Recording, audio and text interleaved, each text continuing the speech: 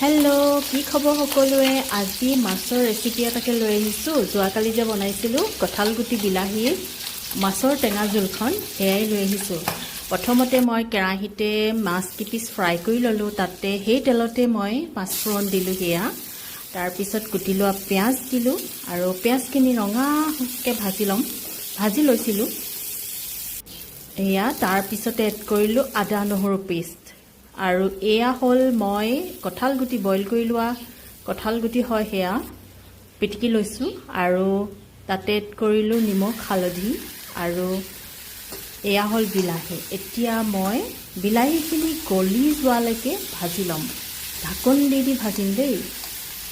আপোনালোকে জানেই বনাবলৈ তথাপিও মই আৰু কেনেধৰণে বনাইছোঁ সেই ৰেচিপিটো লৈ আহিছোঁ